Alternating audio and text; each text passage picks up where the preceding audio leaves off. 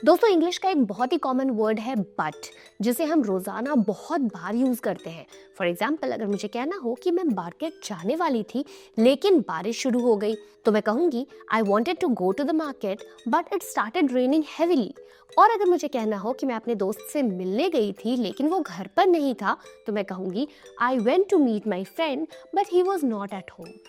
But को हम repeatedly बार बार use करते हैं, तो मैंने सोचा कि क्यों ना आपकी वोकैबुलरी को और ज़्यादा एडवांस किया जाए और आज सीखा जाए बट के बहुत सारे सिनोनिम्स, यानी कि बट की जगह पे हम कौन कौन से नए वर्ड्स इस्तेमाल कर सकते हैं।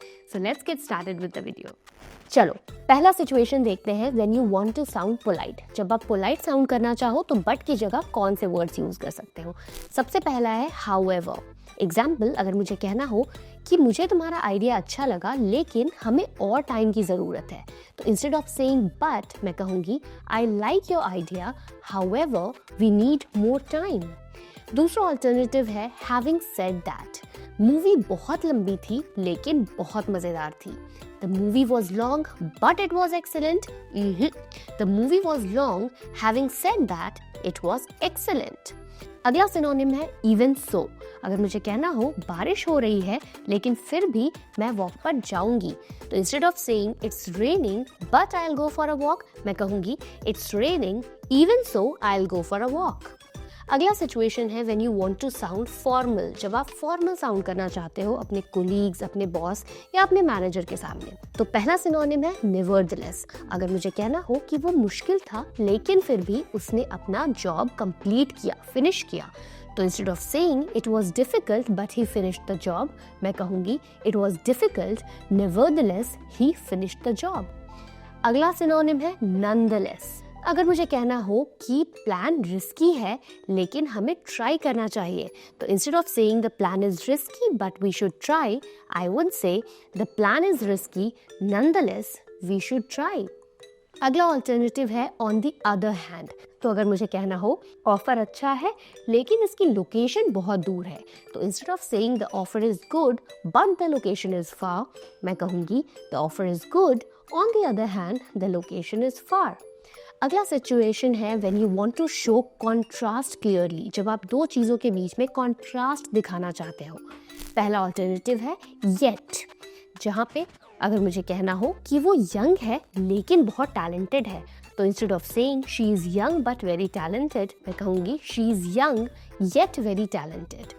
अगला सिनोनिम है इन कॉन्ट्रास्ट। तो अगर मुझे कहना हो कि होटल दिखने में अच्छा था लेकिन उसकी सर्विस जो थी वो बहुत बुरी थी, तो instead of saying the hotel looked nice but the service was terrible, मैं कहूँगी the hotel looked nice in contrast the service was terrible. अगला सिचुएशन है when you want to disagree politely. अगर आप किसी से असहमत हैं और वो पोलाइटली बताना चाहते हैं, तो कौन कौन से सिनोनिम यूज कर सकते हो। सबसे पहला है but I see it differently. मैं इसे अलग नजरिए से देखता हूँ। Example, I understand your point but I see it differently. मैं तुम्हारा पॉइंट समझता हूँ लेकिन इसे अलग तरीके से देखता हूँ। अगला फ्रेज है but here is the thing, लेकिन ये बात है। Example, I get what you mean, but here's the thing, it won't work that way. मुझे समझ में आ रहा है तुम क्या कह रहे हो, लेकिन बात ये है कि ये इस तरह से काम नहीं करेगा। अगला synonym but from my experience, मेरे तजुर्बे से। Example, I agree mostly, but from my experience it's tougher.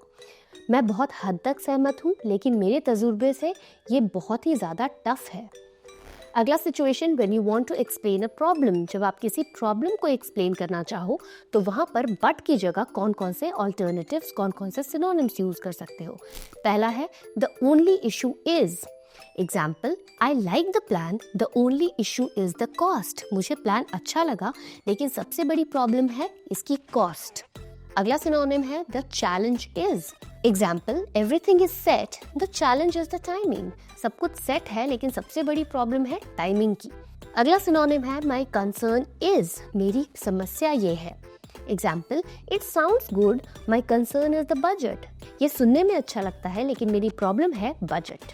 अगला situation when you want to give an exception. जब आप कोई एक्सेप्शन देना चाहते हो। सबसे पहला except. Example, I like everything except the ending. मुझे सब कुछ अच्छा लगा एंडिंग के सिवाय। अगला सिनोनिम है apart from that. Example, the trip was great apart from that small delay. थोड़े से डीले के अलावा ट्रिप बहुत अच्छा था। अगला सिनोनिम अदर देन दैट, इसके बावजूद। Example, everything is fine other than that one mistake. उस मिस्टेक के बावजूद सब कुछ अच्छा था। अगला सिचुएशन है when you want to show a positive after a negative, जब आप किसी नेगेटिव चीज के बाद कुछ पॉजिटिव दिखाना चाहते हो। पहला फ्रेज है but the good thing is. Example, we are late but the good thing is the boss isn't here yet. हम लेट हो गए लेकिन अच्छी बात यह है कि बॉस अभी तक आया नहीं है। अगला synonym but thankfully. Example, I got stuck in traffic but thankfully it cleared fast. मैं ट्रैफिक में फंस गई थी लेकिन थैंकफुली ट्रैफिक जल्दी साफ हो गई। और आखिरी सिनोनिम है but on the bright side. Example, we didn't win but on the bright side we played well. हम जीते नहीं लेकिन इसकी अच्छी बात यह है कि हमने अच्छा खेला। तो दोस्तों, आई होप आपको ये वीडियो अच्छी लगी, और अगर आपको ये वीडियो अच्छी लगी तो आप मुझे कमेंट्स में लिखकर जरूर बताना कि आपको बट का सबसे अच्छा सिनोनिम कौन सा लगा।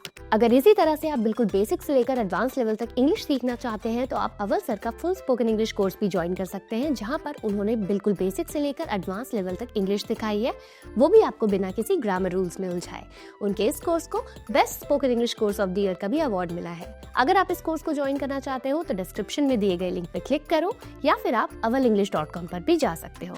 सी you in the next video.